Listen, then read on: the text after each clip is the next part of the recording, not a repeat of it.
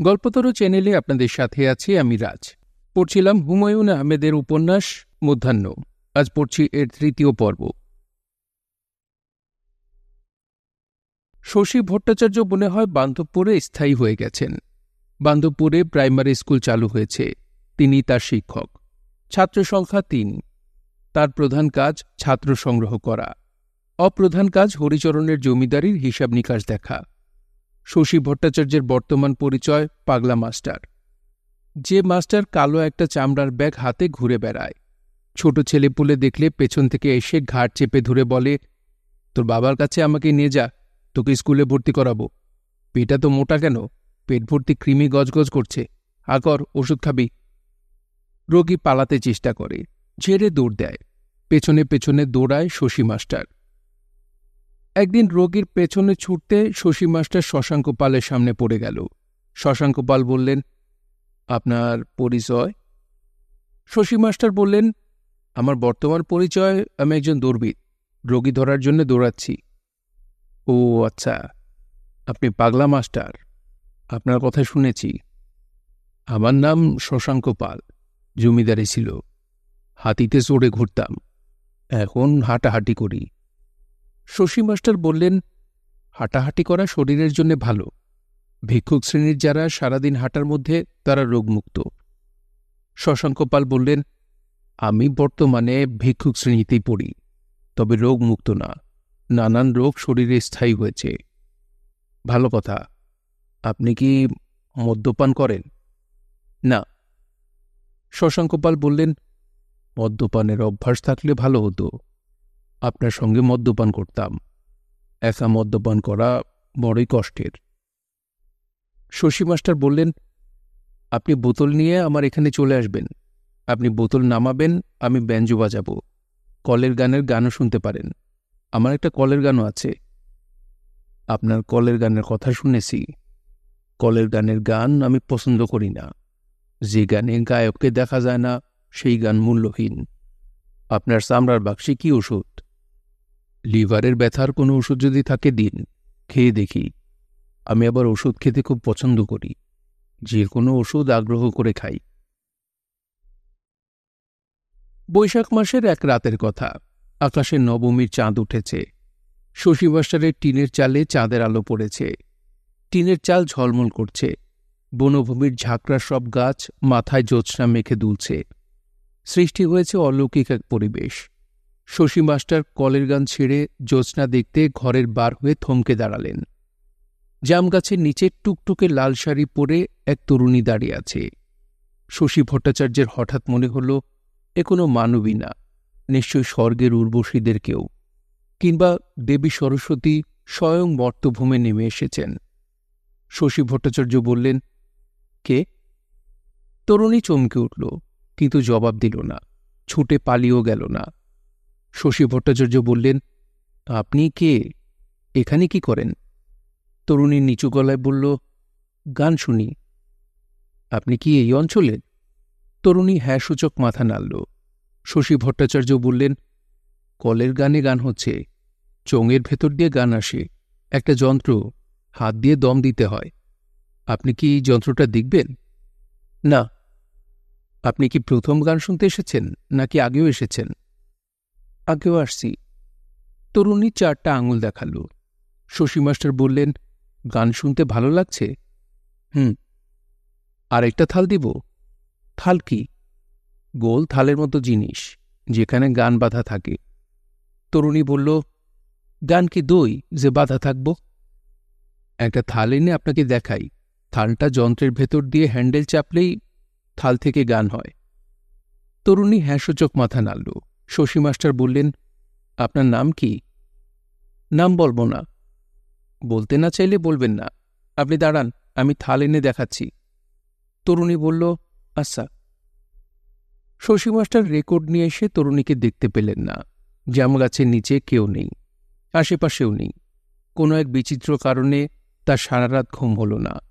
তিনি গভীর রাতে ডায়েরি খুলে লিখলেন, I saw an Indian lady at the death of night. Her captivating beauty was all engulfing. For a moment, I lost all my sense. I felt like bowing down at her feet. শ্রাবণ মাস, হাওরে পানি এসেছে, নদী নালা ফুলে ফেপে উঠছে। ধনুশের তার একতলা launch বিক্রি করে দোতলা লঞ্চ কিনেছেন। এই লঞ্চের প্রধান বিশেষত্ব তার হর্ন। ঘাটে ভিড়েই এমন বিকট শব্দে ভোঁ দেয় যে বাজারের লোকজন চমকে ওঠে। লঞ্চের দ্বিতীয় বিশেষত্ব হিন্দু মুসলিমদের আলাদা আসন। হিন্দুরা দোতলায়, মুসলমানরা একতলায়। কোনো মুসলমান দোতলায় উঠতে পারবে না। দোতলায় ভাতের হোটেল আছে, ব্রাহ্মণ বাবুর্চির হাতে হোটেল। 6 আনার অতি উত্তম ব্যবস্থা, পেট চুক্তি ভাত, সবজি, ডাল, ছোট মাছের চচ্চড়ি। খাওয়ার শেষে এক বাটি মিষ্টি দই। মুসলমানদের জন্য আলাদা হোটেল নেই। যারা খেতে চায় দোতলার খাবার নিচে চলে আসে। তবে মুসলমানরা সাধারণত কিছু খায় না, তাদের এত পয়সা কড়ি নেই। দোতলা লঞ্চ চালুর দিনও ধনুশেক গেল নিবারণ চক্রবর্তীর কাছে তার আশীর্বাদ নিতে। নিবারণ চক্রবর্তী বললেন, দোতলা লঞ্চ কিনেছ খবর পাইছি, অল্প দিনে ভালো দেখাইলা। ধনুশেক বিনীত গলায় বলল, আপনার আশীর্বাদ বিনা এই কাজ সম্ভব ছিল না। লঞ্চের নাম কি দিস? জয় মা কালী সার্ভিস। যে কর্তা, তুমি মুসলমান হইয়া লঞ্চের নাম দিলা জয় মা কালী? ধনুশেক বলল, বাতাস বুঝা পাল তুলছি, হিন্দু যাত্রী বেশি, সেই কারণে হিন্দু নাম। নিবারণ চক্রবর্তী বললেন, মুসলমান যাত্রী যদি বেশি হওয়া শুরু করে তখন কি নাম পাল্টাইবা? ধনুশেক হাসি মুখে বললেন, অবশ্যই, তখন নাম হইব মা ফাতেমা সার্ভিস। মা ফাতেমাটা কে? আমাদের নবীজির কন্যা। ভালো ভালো, খুব ভালো। আমার অনেক দিনের ইচ্ছা আপনার লঞ্চে করে সোহাগগঞ্জ বাজারে নিয়ে যাব, একটু ইজ্জত করব। নিবারণ চক্রবর্তী বিরক্ত গলায় বললেন, ইজ্জত আমার যথেষ্টই আছে, তোমার ইজ্জতের প্রয়োজন নাই। ধনুশেক বলল, অবশ্যই। এই ঘটনার 2 দিন পরই নিবারণ চক্রবর্তীর দোতলা লঞ্চ সোহাগগঞ্জে অচল হয়ে পড়ে গেল। ইঞ্জিনে যে ডিজেল দেওয়া হয়েছিল সেখানে নাকি পানি মেশানো ছিল। ডিজেল কেনা হয়েছিল ধনুশেকের দোকান থেকে। সে ডিজেল এবং কেরোসিনের ডিলারশিপ পেয়েছে। তার কাছ থেকে ডিজেল না কিনে উপায় নেই। শশী মাস্টার ভোরবেলা ঘর ছেড়ে বের হন। মাথায় খালে 1 ঘন্টা সাঁতার কাটেন। ভেজা কাপড়েই যান স্কুলে। ভেজা কাপড় গায়ে শুকালে স্বাস্থ্য ভালো থাকে, এই যুক্তিতে ভেজা কাপড় গায়ে শুকান। স্কুলের ছাত্র পড়ানো শেষ করে জমিদারির কাগজপত্র নিয়ে বসেন। দুপুরে হরিচরণের সঙ্গে ফলাহার করেন। হরিচরণের সঙ্গে টুকটাক কিছু কথাবার্তা হয়, সবই ধর্ম বিষয়। ঈশ্বরের স্বরূপ কি? উপনিষদ বলছে জগৎ মায়া। মায়ার অর্থ কি? জগৎ যদি মায়া হয় তাহলে কি প্রেম, ভালোবাসা, স্নেহ, মমতাও মায়া? শশী মাস্টারের নিজের বাড়িতে ফিরতে ফিরতে বরাবরই সন্ধ্যা হয়। নিত্যদিনের এই রুটিনে একদিন ব্যতিক্রম হল। হঠাৎ জ্বর এসে যাওয়ায় স্কুল ছুটি দিয়ে বাড়ি ফিরে স্তম্ভিত হয়ে গেলেন। জামগাছের নিচে দাঁড়িয়ে থাকা মেয়েটি তার ঘরে কলের গানের সামনে বসে আছে। পেতলের চোঙের ভেতর চোখ রেখে ভেতরটা দেখার চেষ্টা করছে। শশী মাস্টারকে দেখে তরুণী ফ্যাকাশে হয়ে গেল। শশী মাস্টার নিজের বিস্ময় গোপন রেখে বললেন, ওই রাতে আপনাকে দেখবার জন্যে থাল এনে দেখি আপনি নাই, চলে গেলেন কেন? তরুণী জবাব দিল না, মাথা নিচু করে বসে রইল। শশী মাস্টার বললেন, কলের গান কিভাবে বাজে দেখাবো? তরুণী হ্যাঁসূচক মাথা নাড়ল। শশী মাস্টার বললেন, আপনি কি আমার বাড়িতে এর আগেও ঢুকেছেন? তরুণী হ্যাঁসূচক মাথা নেড়ে 3টা আঙুল উঁচিয়ে দেখাল। সে 3 বার ঢুকেছে। কলের গান দেখার জন্যে? আপনার নাম জানতে পারি? আজ কি আপনি আপনার নামটা বলবেন? জুলেখা। মুসলমান? গান খুব পছন্দ করেন? জুলেখা হ্যাঁসূচক মাথা নেড়ে অন্যদিকে তাকিয়ে বলল, আপনি নিজে একটা বাজনা বাজান, আমি দেখছি। বেঞ্জো? হ্যাঁ, বেঞ্জো। আপনার বাজনা ভালো না, তাল কাটে। আপনি কি গান গাইতে পারেন? আমি কি আপনার একটা গান শুনতে পারি? না, কলের গানটা বাজান, আমি দেখি। শশী মাস্টার কলের গান চালু করলেন। মীরার ভজন হচ্ছে। শশী মাস্টার অবাক হয়ে লক্ষ্য করলেন, গান শুনতে শুনতে এই অস্বাভাবিক রূপবতী মেয়েটি চোখের পানি ফেলছে। শশী মাস্টার বললেন, কলের গানটা আপনি নিয়ে যান, আমি আপনাকে দিলাম উপহার।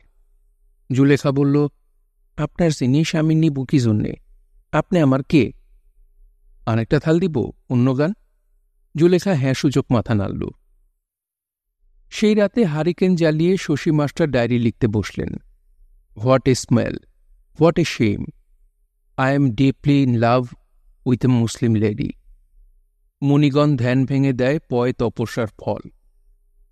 অনেক রাতে শশী মাস্টার একটি কবিতাও লিখলেন। এক জোড়া কালো আঁখি, এত মূল্য তারি, নিতান্ত পাগল ছাড়া কে করে প্রত্যয়। জগতের যত রত্ন লাজে মানে হারি, বিনিময়ে দিতে পারি যা কিছু সঞ্চয়। অনেকদিন পর হিন্দুস্তান রেকর্ড কোম্পানি ইসলামী গান শিরোনামে রূপবতী জুলেখার একটি রেকর্ড প্রকাশ করে। সেখানে তার নাম লেখা হয় চান বিবি। গানের প্রথম কলি, কে যাবি বল সোনার মদিনায়। সেই গল্প যথাসময়ে বলা হবে। এই ফাঁকে ভারতবর্ষের রাজনৈতিক অবস্থাটা বলিনি। সম্রাট পঞ্চম জর্জ এবং রানী মেরি বেড়াতে এসেছেন ভারতবর্ষে ডিসেম্বর 1911। তাঁদের সম্মানে দিল্লিতে এক মহা দরবার অনুষ্ঠিত হল। সেই দরবারে সম্রাট হঠাৎ বঙ্গভঙ্গ রদ ঘোষণা করলেন। মুসলমানরা মর্মাহত। মুসলমানদের স্বার্থ রক্ষার জন্য যে মুসলিম লীগের জন্ম হয়েছিল, ঢাকার নবাব সলিমুল্লাহ ছিলেন তার প্রতিষ্ঠাতাদের একজন। ইংরেজের প্রিয়পাত্র হয়েও তিনি বঙ্গভঙ্গের কঠিন সমালোচনা করলেন। তার সঙ্গে যুক্ত হলেন আইনজীবী মোহাম্মদ আলী জিন্নাহ, মাওলানা আবুল কালাম আজাদ, মাওলানা মুহাম্মদ আলী, মাওলানা জাফর আলী খান। রাজনীতির আসরে এই সময় যুক্ত হয়েছেন বরিশালের চাকহাট থেকে আসা এক তরুণ। তার নাম একে ফজলুল হক। কার্তিক মাসের শেষ। উত্তরের গারো পাহাড় থেকে শীতের হিমেল হাওয়া উড়ে আসতে শুরু করেছে। এবারের লক্ষণ ভালো না, মনে হয় ভালো শীত পড়বে। 2 বছর পরপর হাড় কাঁপানো শীত পড়ে। গত 2 বছর তেমন শীত পড়েনি। হরিচরণ চাদর গায়ে পুকুর পাড়ে এসে বসেছেন। তার মন বেশ খারাপ। তিনি খবর পেয়েছেন ধনু শেখের দোতলা লঞ্চে একটা দুর্ঘটনা ঘটেছে। বেদ বমি করতে করতে একজন মারা গেছে। বান্ধবপুরে কলেরা এসে ঢুকেছে। গ্রামের পর গ্রাম শূন্য করে দেয় ব্যাধির কাছে মানুষ অসহায়। তিনি মনে মনে বললেন, দয়া করো দয়াময়, যেন দেবী ওলা ওঠা লঞ্চে করে বান্ধবপুর না নামেন। তার প্রার্থনার সময় বিস্ময়কর এক ঘটনা ঘটল। তার দিঘিতে একজোড়া শীতের হাঁস নামল। শীতের পাখি নামে হাওরে। মনে হচ্ছে এই প্রথম কোনো দিঘিতে নামল। দিঘিও এমন কিছু বড় দিঘি না। এরা কি মনের ভুলে নেমে পড়েছে, নাকি কোনো কারণে দলছুট হয়েছে? দলছুট হবার সম্ভাবনাই বেশি। 2টি হাঁসের একটি পানিতে স্থির হয়ে আছে, অন্যটি একটু পরপর ডুব দিচ্ছে। এদের সঙ্গে কথাবার্তা বলার সুযোগ থাকলে জিজ্ঞেস করা যেত ঘটনা কি। হরিচরণ সিঁড়ি বেয়ে নিচে নেমে গেলেন। 2টা পাখি ঘাটের কাছে। ভয় পেয়ে ওদের উড়ে যাওয়া উচিত, তা গেল না। সম্ভবত এরা মানুষ দেখে অভ্যস্ত না। মানুষ যে বিপজ্জনক প্রাণী এই তথ্য এখনো জানে না। হরিচরণ বললেন, তোদের সমস্যা কি রে? একটা হাঁস তার দিকে তাকাল। দীর্ঘ পথ পরিক্রমায় ক্লান্ত, রোগা শরীর। 2 থেকে 2.5 মাস এরা থাকবে, মোটা তাজা হয়ে দেশে ফিরে যাবে। একটা পাখি তার এক জীবনে কতবার আসা যাওয়া করে, এই তথ্য কি কেউ জানে? হরিচরণ ঠিক করে ফেললেন গদিতে পৌঁছেই পাখি বিষয়ক কোনো বইপত্র পাওয়া যায় কিনা জানতে চেয়ে কলকাতায় চিঠি লিখবেন। মানব বুক হাউস নামে একটা বইয়ের দোকানের সঙ্গে তার যোগাযোগ হয়েছে। তার প্রয়োজনীয় বইপত্র এরাই পাঠায়। জুলেখা বাটি ভর্তি খেজুরের রস নিয়ে এসেছে, নিজেদের গাছের খেজুর। সে জাল দিয়ে ঘন করেছে। অপূর্ব ঘ্রাণ ছেড়েছে। খেজুরের রস খেজুর পাতা দিয়ে জাল না দিলে ভালো ঘ্রাণ হয় না। জুলেখা খেজুর পাতা দিয়েই রস জাল দিয়েছে। জুলেখা লজ্জা লজ্জা গলায় বলল, আপনার জন্যে খেজুরের রস আনছি। ভালো করেছ, রস ভালো হয়েছে, সুঘ্রাণ ছেড়েছে। তাকিয়ে দেখো, দিঘিতে 2টা হাঁস নেমেছে। ও আল্লাহ, কি আসানক! আরও কি নামবে? নামতে পারে। সব পশু পাখি নিজেদের ভেতর যোগাযোগ রাখে। এই 2টা পাখি হয়তো অন্যদের খবর দিবে। আমি ঠিক করেছি আজ আর গদিতে যাব না, ঘাটে বসে থাকব, দেখি আরও পাখি নামে কিনা। জুলেখা মুখে আঁচল চাপা দিতে দিতে বলল, বাবা, আপনি আজব মানুষ।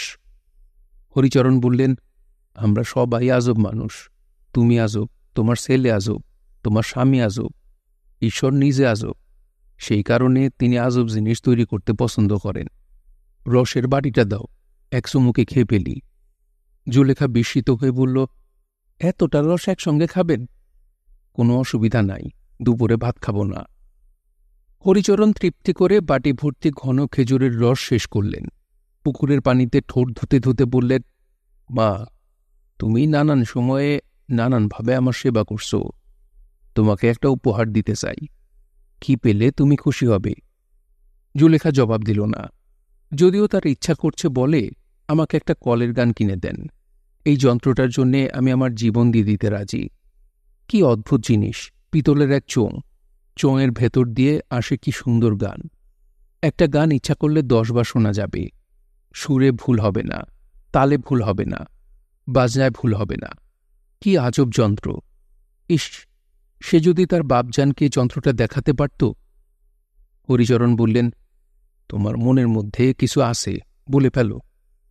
জুলেখা বলল, মনের মধ্যে কিছু নাই।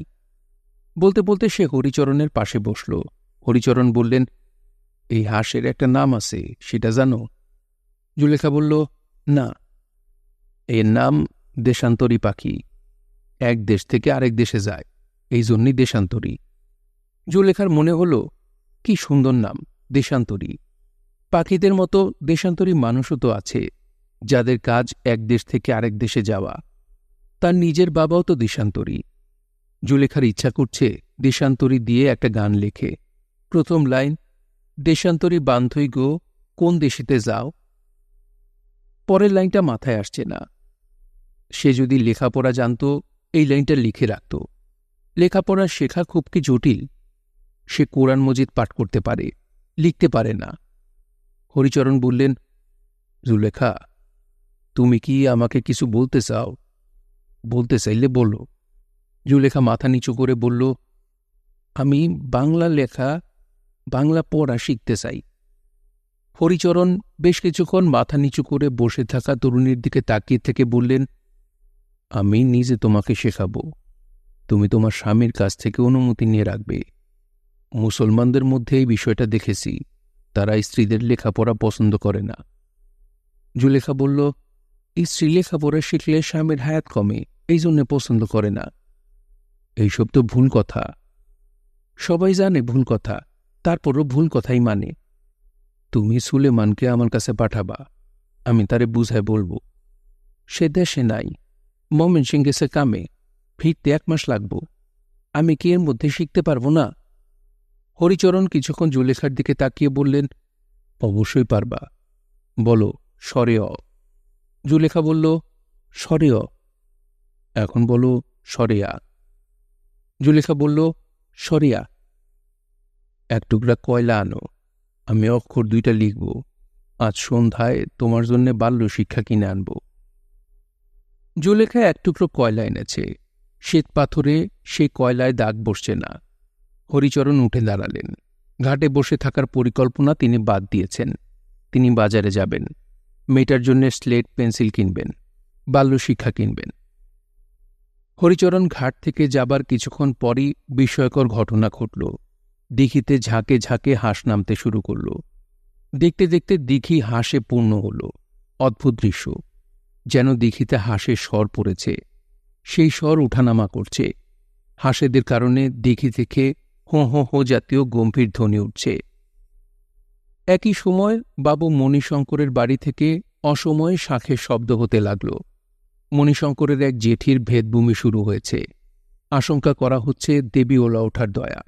দেবীকে দূর করার জন্যই শঙ্খধ্বনি। অদ্ভুত শব্দ আসছে শঙ্খ থেকেও, ভোঁ ভোঁ ভোঁ, যেন দূর থেকে লঞ্চ ভোঁ দিচ্ছে। শঙ্খের শব্দের সঙ্গে হাঁসের শব্দ মিলে একাকার হয়ে গেল। সুলেমানের স্ত্রী জুলেখা আয়োজন করে পায়ে আলতা দিচ্ছে। সে বসেছে বেতের মোড়ায়, তার পা জলচৌকিতে রাখা। পাটকাঠির মাথা কলমের নিচের মতো কেটে তুলি বানানো হয়েছে। জহির মুগ্ধ চোখে মার পায়ে শিল্পকর্ম দেখছে। একটু দূরে ছোট ধামা ভর্তি মুড়ি এবং খেজুর গুড় নিয়ে বসেছে সুলেমান। সে 3 দিন হল ফিরেছে। স্ত্রীর জন্যে কচুয়া রঙের একটা শাড়ি এনেছে। এই বিষয়ে স্ত্রীর কোনো উৎসাহ নেই দেখে আহত হয়েছে। জুলেখা সেই শাড়ির ভাঁজ এখনো খুলেনি। নতুন শাড়ি পেয়ে কদমবুসি করা প্রয়োজন, তাও করেনি। তার পুত্র জহির মুড়ি খাওয়া বাদ দিয়ে মায়ের সাজ দেখছে। এতেও সুলেমান মহাবিরক্ত। আজ জুম্মাবার, জুম্মাবারে এত সাজসজ্জা কি?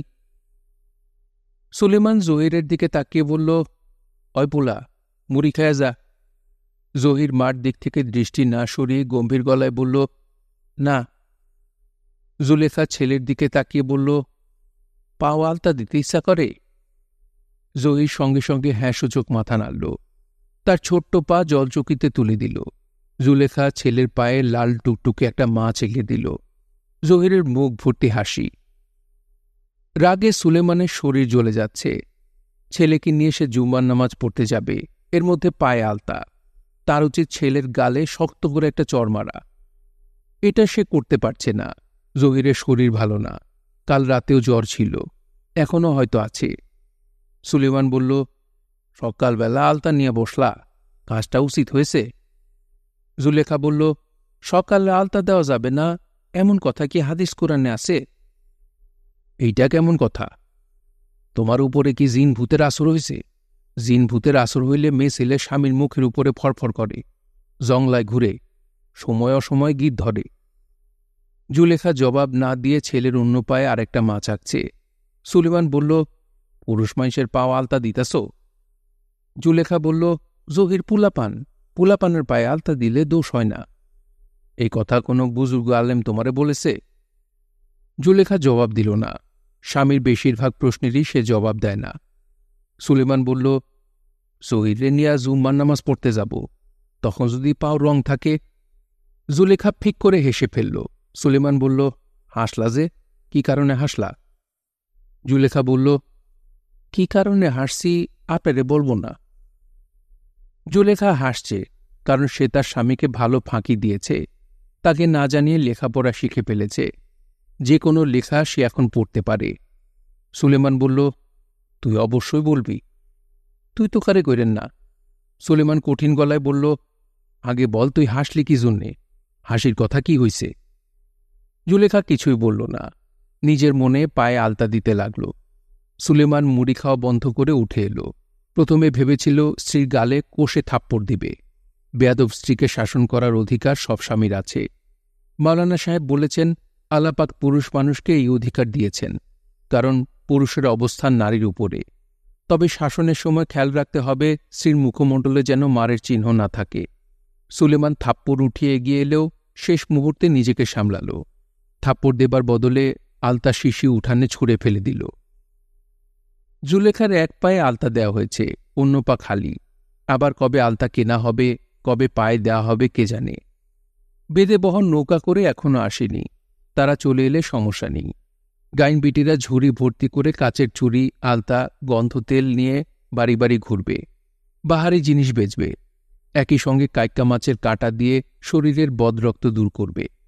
গাইন বেটিদের কাছ থেকে শখের জিনিসপত্র কেনার জন্যে এবং বদরক্ত বের করার জন্যে সব মেয়েই টাকা পয়সা জমিয়ে রাখে। জুলেখারও জমা টাকা আছে।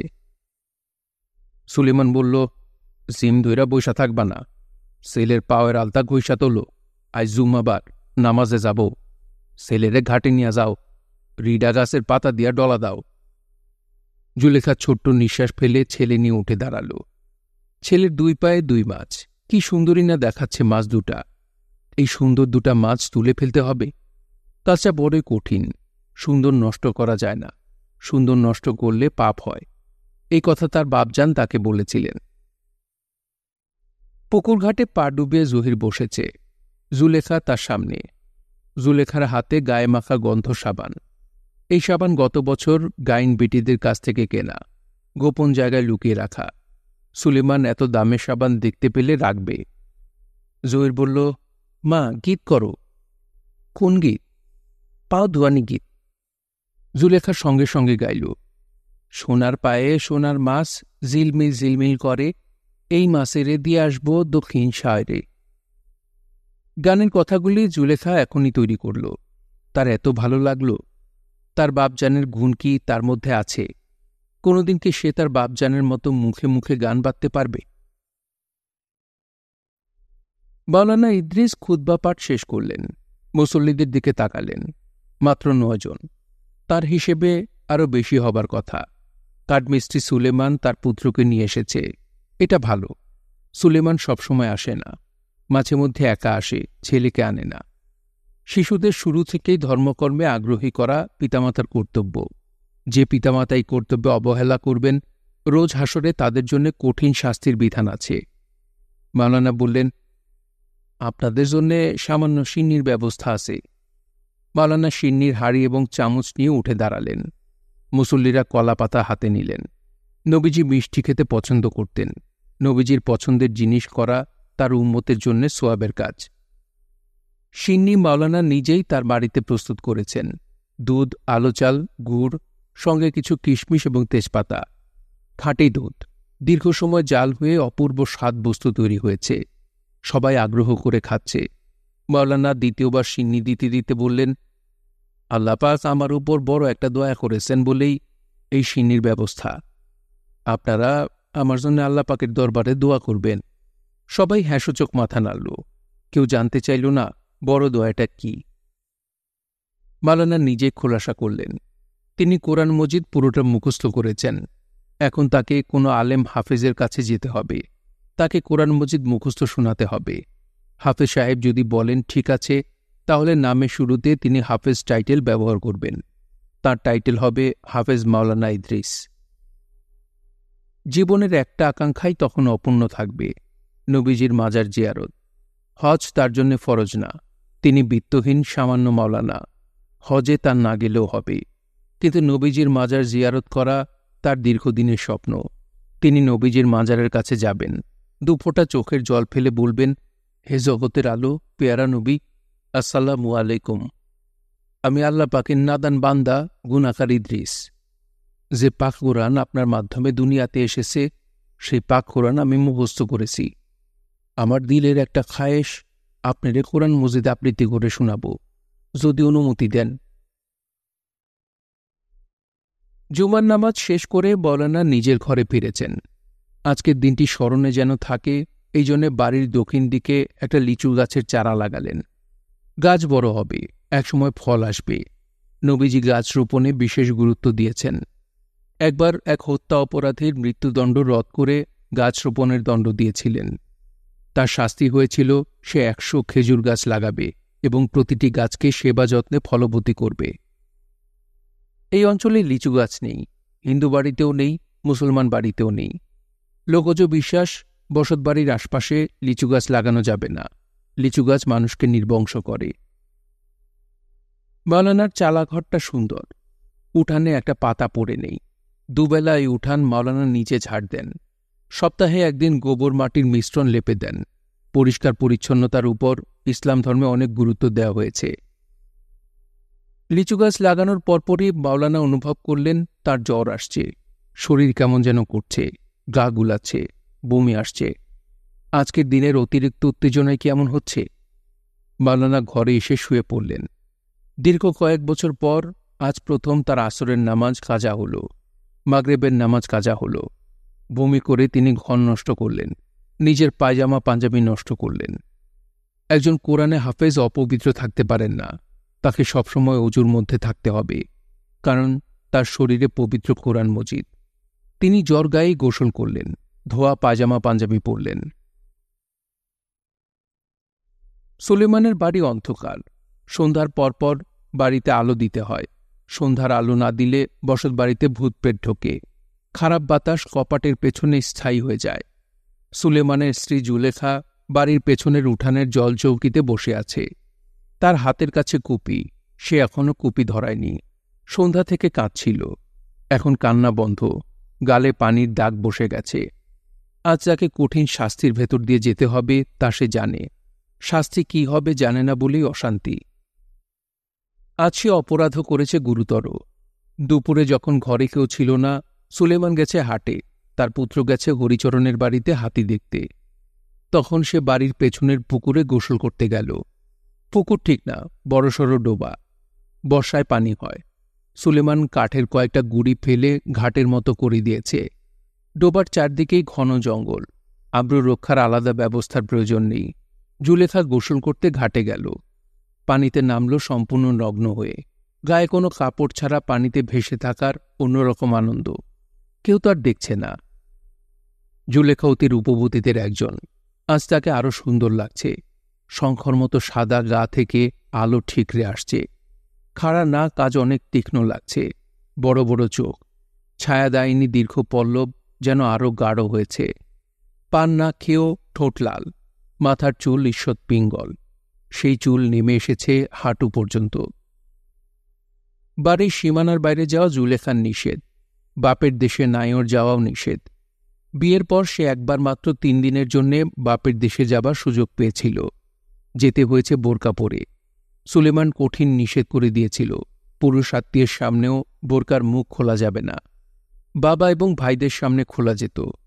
জুলেখার বাবা কোথায় কেউ জানে না। ভাই যারা, তারা সৎমায়ের গর্ভের, কাজেই বোরকার মুখ খোলার প্রয়োজন পড়ছে না। হাট থেকে সুলেমান ফেরে সন্ধ্যায়। সেদিন কোনো কারণে বা ইচ্ছা করেই সে হাটে না গিয়ে দুপুরের দিকে বাড়ি ফিরল। বসত বাড়ির সদর দরজা দিয়ে সারা শব্দ না করে ঢুকে পড়ল বাড়ির পেছন দিয়ে। চুপি চুপি ঘাটলার কাছে এসে থমকে দাঁড়াল। কি দেখছে সে? জুলেখা সাঁতার কাটছে। চোখ বন্ধ করে চিৎ সাঁতার দিচ্ছে। তার নগ্ন শরীরের পুরোটাই পানির উপর ভাসছে। গুনগুন শব্দও আসছে। গান করছে নাকি? সুলেমান চাপা গর্জন করল, এই বান্দি, তুই করস কি? মুহূর্তের মধ্যে জুলেখা পানিতে ডুব দিল। মানবী জলকন্যা না। দীর্ঘ সময় সে জলে ডুবে থাকতে পারে না। জুলেখাকে ভেসে উঠতে হল। সে অতি দ্রুত গায়ে কাপড় জড়াল। আতঙ্কে অস্থির হয়ে সে তাকাল সুলেমানের দিকে। সুলেমান বলল, কারে শরীর দেখানোর জন্য ন্যাংটা হইছস? জুলেখা বলল, কাউরে দেখানোর জন্য না। সুলেমান বলল, মিথ্যা বইল্লা আইজ পার পাবি না। অবশ্যই কেউ আছে, তারে খবর দেয়া আছে। সে জংলার কোনো সিপাই আছে। তার নাম বল। এমন কেউ নাই। মুরগি যেমন জবে করে, তোর গলা সেই মতো কাটব। নাম বল। তুই তো কারণে অকারণেও হিন্দুর বাড়ি বইসা থাকস। তার ঘর ঠিক করস, উঠান যার দেশ। তার সাথে তোর কি? উনারে আমি বাবা ডেকেছি। উনার বিষয়ে কিছু বলবেন না। বানন হইছে তোর বাবা? আমারে বাবা শিখাস? জুলেখা চুপ করে গেল। রাগে উন্মাদ একজন মানুষের সঙ্গে যুক্তিতর্ক করা অর্থহীন। সুলেমান দা হাতে সন্ধ্যা পর্যন্ত ঘাটে বসে রইল। দুজন মুখোমুখি বসা। জহির এখনো ফেরেনি, এটা ভালো। হরিবাবুর বাড়িতে আরও কিছুক্ষণ থাকুক। হাতি দেখবে, খেলবে, রাতে তাকে নিয়ে আসবে। সবচেয়ে ভালো হয় রাতে ছেলে ওই বাড়িতে যদি থেকে যায়। এখানে কি ঘটনা ঘটবে কিছুই বলা যায় না। খুন খারাপিও হয়ে যেতে পারে। পুলাপানদের এইসব দেখা ঠিক না। সুলেমান ফিরল বিছুটি পাতার বড় একটা ঝাড় হাতে নিয়ে। তার মুখভঙ্গি শান্ত। রাগের প্রথম ঝড় পার হয়েছে। প্রথম ঝড়ের পর দ্বিতীয় ঝড় আসতে কিছু সময় নেয়। সুলেমান কুপি জ্বালিয়ে স্ত্রীর দিকে তাকিয়ে বলল, ন্যাংটা হইতে তোর মজা লাগে? এখন ন্যাংটা হ। জুলেখা বলল, না। সুলেমান বলল, কোনো কথা না, যা করতে বললাম করবি। শাড়ি খোল। না। আবার বলে না, এক্ষণ খুলবি। তোর ন্যাংটা হনের 7 জন্মের মতো মিটাই দিব। শাড়ি খোল। জুলেখা শাড়ি খুলল। সুলেমান বিছুটি পাতার বাড়ি শুরু করল। দুহাতে মুখ ঢেকে জুলেখা পশুর মতো গোঙাতে শুরু করল। তার শরীর ফুলে গেল সঙ্গে সঙ্গে। জায়গায় জায়গায় কেটে রক্ত বের হচ্ছে। ফর্সা শরীর হয়েছে ঘন লাল। বিষাক্ত বিছুটি পাতার জ্বলুনিতে জায়গায় জায়গায় চামড়া জমে গেছে। জুলেখার মুখ দিয়ে লালা পড়ছে। দুটা চোখে টকটকে লাল। সুলেমান বিছুটি পাতার ঝাড় ফেলে দিয়ে বলল, শাস্তি শেষ, এখন শাড়ি পর। জুলেখা পশুর মতো গোঙাতে গোঙাতে বলল, শাড়ি পরব না। এই বাড়িতে আমি যতদিন থাকব ন্যাংটা থাকব। সুলেমান বলল, কি বললি? জুলেখা বলল, কি বলেছি আপনি শুনেছেন। আমি বাকি জীবনে এই বাড়িতে ন্যাংটা ঘোরাফেরা করব। সুলেমান বলল, জহির আনতে যাইতেছি, কাপড় পর। ঠান্ডা মাথায় বিবেচনা কইরা দেখ, আমার জায়গায় অন্য কোনো পুরুষ হইলে শাস্তি আরও বেশি হইত। সুলেমান ছেলেকে নিয়ে রাত 9টার দিকে ফিরল। দরজায় খিল দেয়া। অনেকক্ষণ দরজা ধাক্কানোর পর খিল খুলল। জুলেখা কাপড় পরেনি। সে সম্পূর্ণ নগ্ন। এক হাতে কেরোসিনের কুপি নিয়ে সে স্বাভাবিকভাবেই দাঁড়িয়ে আছে, যেন কিছুই হয়নি। সুলেমান স্ত্রীর হাত থেকে কুপি নিয়ে ফু দিয়ে নিভিয়ে দিল। এমন দৃশ্য ছেলের দেখা ঠিক না। জহির কাঁদতে শুরু করল। সুলেমান চাপা গলায় বলল, তুই ন্যাংটা থাকবি? তোরে তো জিনে ধরেছে। ধরেছে। আমার ঘরে তোর জায়গা নাই, না থাকলে চলে যাব। তোরে তালাক দিলাম, তালাক তালাক তালাক। এখন ঘর থেকে যাবি, ন্যাংটা অবস্থায় যাবি। জুলেখা স্বাভাবিক গলায় বলল, আচ্ছা। মাওলানা ইদ্রিসের জ্বর আরও বেড়েছে। শরীর এবং হাত পা অবশ হয়ে আসছে। আরেকবার বমি আসছে। দ্বিতীয়বার বিছানা নষ্ট করা কোনো কাজের কথা না। তিনি অনেক কষ্টে হারিকেন হাতে দরজা খুলে বারান্দায় এসে খুঁটি ধরে বসলেন। শরীর উল্টে বমি আসছে। তিনি চোখে অন্ধকার দেখছেন। মনে হচ্ছে তিনি অজ্ঞান হয়ে যাবেন এবং আজ রাত্রিতেই তার মৃত্যু হবে। শরীরের এই অবস্থায় তার মনে হল অতি রূপবতী এক নগ্ন তরুণী উঠানের কাঁঠাল গাছের পেছনে এসে দাঁড়িয়েছে। শয়তান তাকে ধান্দা দেখাতে শুরু করেছে। মৃত্যুর সময় তিনি যাতে আল্লাহ খুদার নাম নিতে না পারেন, শয়তান সেই ব্যবস্থা করেছে। পুরীর মতো এক মেয়ের রূপ ধরে এসেছে। মাওলানা ইদ্রিস বললেন, হে আল্লাহ পাক, তুমি আমাকে শয়তানের ধোঁকা থেকে রক্ষা করো। তিনি আয়াতুল কুরসি পাঠ শুরু করলেন। তাঁর দৃষ্টি কাঁঠাল গাছের দিকে। মেয়েটা এখনও আছে। মাওলানা ভীতু গলায় বললেন, তুই কে? নগ্ন মেয়ে কাঁঠাল গাছের আড়ালে চলে গেল। মাওলানা বললেন, ইবলিশ, দূর হ। তোকে আল্লাহর দোহাই লাগে, তুই দূর হ, দূর হ কইলাম। মেয়েটা দূর হল না। কাঁঠাল গাছের আড়াল থেকে বের হয়ে এলো। মাওলানা জ্ঞান হারালেন। গভীর রাতে তার জ্ঞান ফিরল। তিনি বারান্দাতেই শুয়ে আছেন, তবে তার গায়ে চাদর, মাথার নিচে বালিশ। তার চেয়ে আশ্চর্য কথা, শয়তানরূপী মেয়েটা আছে। হারিকেন হাতে তার পাশেই গুটিসুটি মেরে বসে আছে। তার গায়ে বিছানার চাদর জড়ানো। মাওলানা ভীত গলায় বললেন, তুমি কে? মেয়েটা জবাব দিল না, স্থির চোখে তাকিয়ে রইল। মাওলানা দৃষ্টি ফেরাতে পারলেন না। কি সুন্দরী না মেয়েটার মুখ! বেহেশতের হুরদের যে বর্ণনা আছে, এই মেয়ে সেরকম। মাওলানা আবারও বললেন, তুমি কে? মেয়েটা বলল, আমি জুলেখা। মাওলানা বিড়বিড় করে বললেন, জুলেখা, জুলেখা, জুলেখা। কোরআন মজিদে জুলেখার কথা উল্লেখ না থাকলেও তার স্বামী নবী ইউসুফের কথা অনেকবার বলা হয়েছে। মেয়েটা বলল, আপনার কলেরা হয়েছে। মাওলানা বললেন, জুলেখা, পানি খাব। জুলেখা বলল, কলেরা রোগের পানি দেওয়া যায় না, পানি খাইলে রোগ বাড়ে। মাওলানা বললেন, পানি খাব জুলেখা, পানি খাব। জুলেখা ঘরে ঢুকে গেল। মাওলানার মনে হল শয়তান তাকে নিয়ে যে খেলা দেখাচ্ছিল সেই খেলার অবসান হয়েছে। মেয়েটা ফিরবে না। মেয়েটা কিন্তু ফিরল। হাতে কাঁসার গ্লাস নিয়ে ফিরল। মাওলানা আবার বমি করতে শুরু করলেন। জুলেখা তাকে এসে ধরল। মাওলানা বললেন, তুমি কে গো? জুলেখা জবাব দিল না। বাজারের দিক থেকে কাঁসার ঘণ্টা বাজার শব্দ শুরু হয়েছে। খুব হইচই হচ্ছে। কেউ একজন মারা গেছে কলেরায়। ঘণ্টা বাজিয়ে ওলা ওঠা দেবীকে দূরে সরানোর চেষ্টা। দেবী একবার যখন এসেছেন, এত সহজে যাবেন না। তিনি এসেছেন মায়ের বাড়ির দেশে। ওলা ওঠা দেবী কোনো সহজ দেবী না, বড়ই কঠিন দেবী। তিনি যখন দেখা দেন, অঞ্চলের পর অঞ্চল শেষ করে দেন। শীতলা দেবীর মতো তিনি তার চেহারা দেখান না। তিনি ঘোমটায় মুখ আড়াল করে হাঁটেন।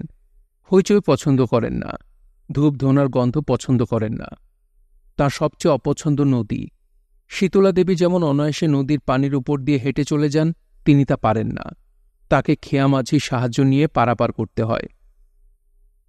ওলাদেবীর হাত থেকে বান্ধবপুরের হিন্দুদের রক্ষার জন্যে বটকালীর মন্দিরে কালী পূজা দেওয়া হয়েছে, পাঁঠা বলি হয়েছে। মাটির হাঁড়িতে পশুর রক্ত সংগ্রহ করা হয়েছে। সেই রক্ত দিয়ে সবাই ভক্তি ভরে কপালে ফোঁটা দিয়েছে। কপালে যতক্ষণ এই রক্ত থাকবে, ততক্ষণ ওলা ওঠা দেবী কাছে ভিড়বে না। তিনি পূজার পশুর রক্ত পছন্দ করেন না। মন্ত্রপুত্র একটা কালো ছাগলের গলা সামান্য কেটে ছেড়ে দেয়া হল। যন্ত্রণাকাতর এই পশু যেদিকে যাবে, তার পেছনে পেছনে যাবেন ওলা দেবী। ছাগল যদি ভিন্ন গ্রামে গিয়ে মরে যায়, দেবীকে সেখানেই থাকতে হবে। এই ছাগলটা প্রথমে ছুটে গ্রাম সীমানার বাইরে গিয়েও কি মনে করে আবার ফিরে এলো, মারা গেল বাজারের মাঝখানে। ওলা দেবীকে দূর করার জন্য মুসলমানরা কম চেষ্টা চালাল না। তারা গায়ে আতর বেঁকে ধূপকাঠি হাতে বের হল। ওলা দেবী তাড়ানোর মুসলমানি মন্ত্র একটু ভিন্ন। দলের প্রধান বলেন, বলা দূরে যাও রে আলী জুলফিকার, এই গ্যারাম সারিয়ে যাও দোহাই আল্লাহর। বলা দূরে যাও রে আলী জুলফিকার, এই গ্যারাম সারিয়ে যাও দোহাই আল্লাহর। দলের প্রধানের বক্তব্য শেষ হওয়া মাত্র বাকি সবাই বুক থাপড়ে জিগির করে, হক নাম পাক নাম, নাম আল্লাহু, আল্লাহর নূরে নবী পয়দা, হু আল্লাহু।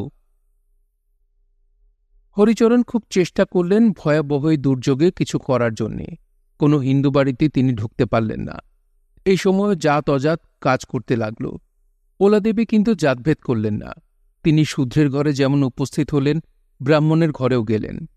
দেখা গেল তার কাছে সবাই সমান। ঝাঁপ দিয়ে পড়ল শশী মাস্টার। যেখানেই রোগী সেখানেই তিনি। অতি আদরে রোগীর শুশ্রূষা করছেন, ডাবের পানি খাওয়াচ্ছেন, কোলে করে রোগীকে ঘর থেকে বের করছেন, আবার উঠান থেকে ঘরে নিয়ে যাচ্ছেন। রোগের প্রকোপ সবচেয়ে বেশি জেলে পল্লীতে। শশী মাস্টার সেখানে উপস্থিত হতেই একজন জড়হস্ত হয়ে বলল, বাবু, আমরা নমশূদ্র, আপনি ব্রাহ্মণ, আমাদের এখানে ঢুকবেন না।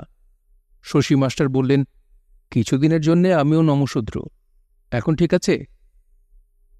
ওলাদেবীকে আটকানোর জন্য প্রথম খেয়া পারাপার বন্ধ করে দেওয়া হয়েছিল।